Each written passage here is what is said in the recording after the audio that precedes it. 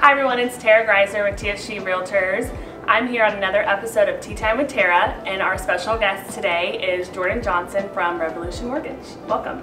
Thank you for having me, Terra. And we are drinking some homemade tea. It's cardamom tea with a little stevia, so hope you enjoy. All right, let's get that. Okay, so really appreciate you sitting down with me. I know it's been a minute. You've been kind of booked and busy. Yeah, it's been a busy season for sure. You can say that. So but thank you for having me. Yeah, and we are here at your new office in Gahanna. Yes. So congratulations on that. Thank you. We're excited. Yeah, we opened up a couple months ago here in Gahanna, and we're ready and here to stay. So yeah.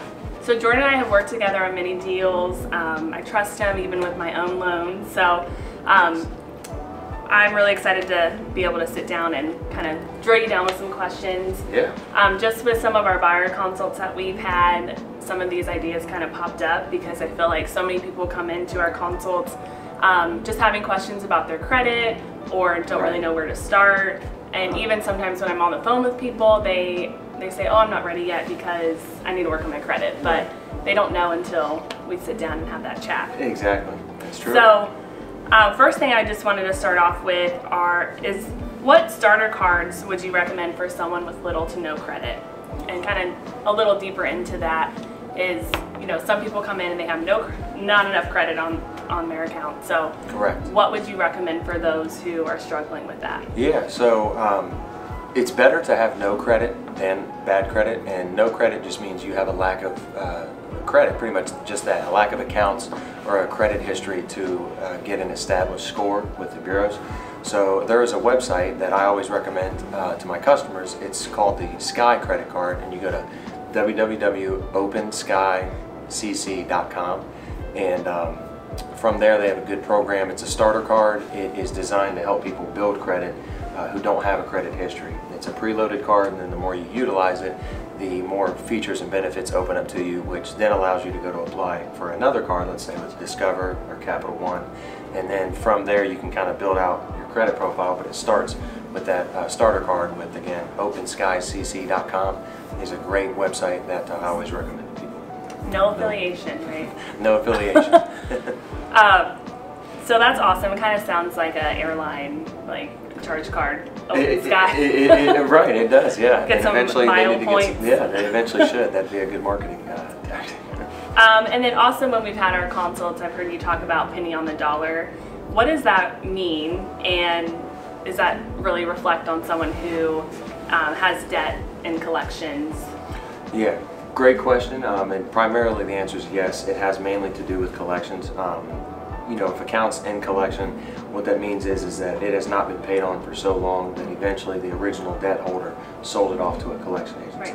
Odds are that collection agency paid a very low price for that debt, and oftentimes the consumer, when they go to settle that debt with the new agency, they can settle it for a significantly less balance of what's actually owed because that agency bought it for so cheap, you know, pennies on the dollar. They're just looking to make a little something back versus not making anything at all. So it's kind of how collections work.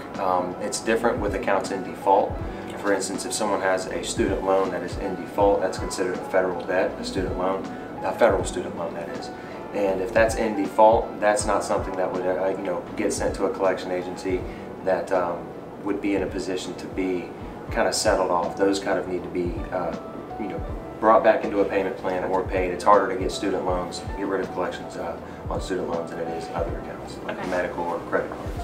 So it sounds like if you have some sort of collection, just to give that collector a call and see what kind of payment plan or something you can work out. Definitely, yeah, recommended.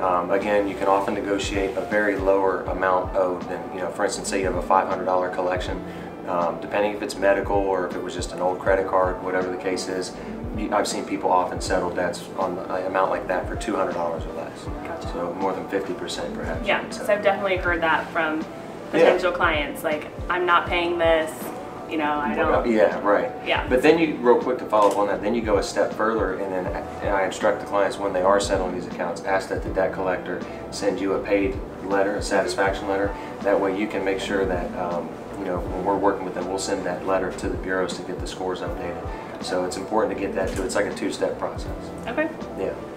Yeah, because really some of those collectors and those things on your account might be the holdup for buying a house or buying a car or something. So it's better to get it taken care of. Absolutely, especially if it's a medical collection. I do want to say that as of July of 2022, paid medical collections will no longer be on consumer credit reports. Okay. So I've had someone score jump almost 100 points just from having one collection on the medical side removed. So something good to know as well. And kind of following up on that too is like the new $10,000 forgiveness for student loans. Have you ran into that yet, or? I haven't. I think it's too early with everything that's going on, especially because they extended the deferment deadline. Okay. So until then, you know, this is probably good to know as well. Lenders, we calculate if someone's loan is in deferment. Depending on the loan program, it's either going to be 1% of the outstanding balance or 0.5% of the outstanding balance, depending on the program you go with. But for loans that are, again, those are for loans still in deferment. Gotcha. Yeah. Okay. The other question is, what is the recommended credit card usage? Great question. So the recommended usage is 30% or less. Depending on the size of the card, it doesn't necessarily matter. It more so matters the utilization. So if you utilize a card 30 or a revolving account 30% or less, that's going to give you the best chances for credit improvement. Okay, and I've heard you say it's not always good to pay off your balance. You know, I go get gas today, I pay it off immediately. You should wait until the statement hits. So it depends on the type of account and if there's like interest. You know, there may be an interest-free period for the first 15 months, but you do want to pay your statement balance if you can, but you don't necessarily need to pay the entire thing. Now, if the whole balance is greater than 30%, whether it's your statement balance or the whole thing, I would pay it down to 30% or less at least. But sometimes making monthly payments to pay off a total amount, as long as you're paying the statement balance, if you use it more, you know, that's what you really want to do is pay the statement balance, but you don't necessarily need to pay the entire thing. Yeah. Okay, I need to keep that in mind because I'm always like, I need to pay this. I need to pay it off. I need to, right. I need to say zero. Gotcha. No, that's good. You want to keep it down. So what is the difference between a mortgage credit pull and when you go on your app on Credit Karma or your debit card or whatever? Yeah. So those apps use like a very soft, diluted algorithm to come up with the score. They don't have as much data that they search for, and they don't go back as far. For instance, a mortgage pool can pull data from up to 10 years back, where Credit Karma, CreditWise, all those other things, they may not have as much of an in-depth look. So, and Credit Karma only uses 2 of the 3 bureaus, so the data is just not there to compute a true mortgage credit score compared to those free apps.